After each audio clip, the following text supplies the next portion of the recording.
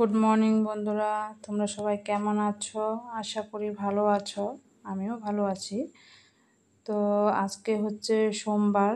তো সোমবারে আরেকটি নতুন ব্লগ নিয়ে এসেছি তোমাদের সামনে।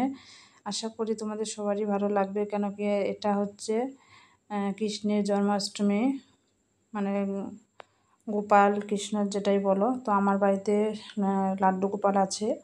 তো সেই লাড্ডু গোপালের জন্য আমি উপোস রেখেছি। তো পূজা করব। দেখলেই সকালবেলা আমি দুব্বা তুলতে গেছি ছাদে। তো পরে আমি দুব্বা গাছ লাগিয়েছি, ওর জন্য আমার বাইরে যেতে হয় না এখন আর।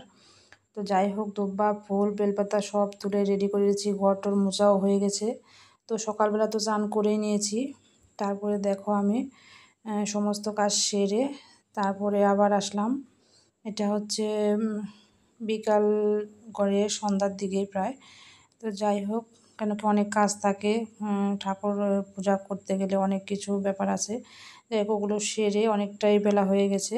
তো বাড়ির আবার রান্নাও করতে হয়েছে। তো আজকে নিরামিষই খেয়েছে সবাই, তো আমি তো খাইনি। তো আমি যেহেতু পূজা করব ওর জন্য নিরামিষ ওদের রান্না করে দিয়েছি, মানে আমার ছেলেমেয়ের কথা বলছি। যাই হোক, দেখো এবারে আমি হচ্ছে পিঠার জন্য, মানে লাড্ডু গোপালের যেহেতু তালের পিঠা, তালের বড়া প্রিয়, মালপোয়া এগুলো খুব প্রিয় জিনিস। তার জন্য আমি ভাবছি আগে তালের বড়াটা করব। তালের বড়া দিয়ে আজকে লাড্ডু গোপালকে দিব। আর যেহেতু আজকে চালের জিনিস দেওয়া যাবে না, ওর জন্য সুজি ময়দা এগুলো দিয়ে দিব। যাই হোক, চলো আমি ব্যাটারটা করে নেই, তারপরে বড়াগুলো ভেজে নেব। তো বন্ধুরা সবাই আমাকে সাপোর্ট করো ভালোবেসে এভাবেই। খুব ভালো লাগছে সবাই আমাকে সাপোর্ট করছো, এভাবেই করে যেও। তো আমিও তোমাদের পাশে থাকবো, আমার পাশে থেকো। তো দেখো ব্যাটারটা রেডি করছি। তো ভালো করে ওরকম করে ফেটিয়ে ব্যাটারটা করলে পিঠাগুলো ভালো হয়, এর আগে আমি অনেকবার ভেজেছি। তো এখন দেখো কড়াইতে তেল ঢেলে দিচ্ছি। এবারে দেখো একটু ব্যাটারটা মাখানো হয়ে গেছে। এবারে একটা দেখে নিলাম যে তেলটা ভালো মতো গরম হয়েছে কিনা। তারপর দেখো পিঠাগুলো দিয়ে দিচ্ছি। তো আমি এগুলো এভাবে ভাজতে থাকি। আর এই যে আজকে নতুন কড়াইটা দেখেছো, তো এটা আজকেই নিয়ে আসছি, কেন কি আমার আগের কড়াই নষ্ট হয়ে গেছে ওর জন্য। তো দেখো কড়াইটা খুব সুন্দর হয়েছে। তো তোমরা কমেন্টের মাধ্যমে জানিও কড়াইটা কেমন হয়েছে।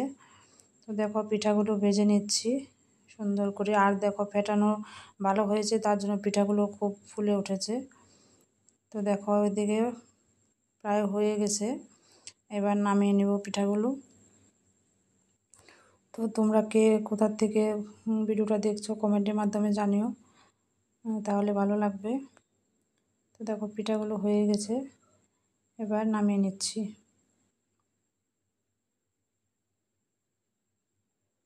তারপরে মালপোয়া ভাজবো। তো মালপোয়ার জন্য ওটার মধ্যে আবার ব্যাটারগুলো গুলে নেব। দেখো সবগুলো পিঠা ভাজা হয়ে গেছে, দেখো এই যে মালপোয়া ভাজা হয়ে গেছে। আর হচ্ছে তালের পায়েস করেছি একটু। তো এগুলো দিয়ে পূজা দেবো, আর একটু ফল লাড্ডু এসব দিয়ে দিব আজকে। তো কালকে আবার পারনের মধ্যে আবার খিচুড়ি করে দেবো পরে। দেখো এই যে লাড্ডু গোপালকে আমি নিজে আজকে সাজিয়েছি কত সুন্দর করে, কেমন হয়েছে বলো।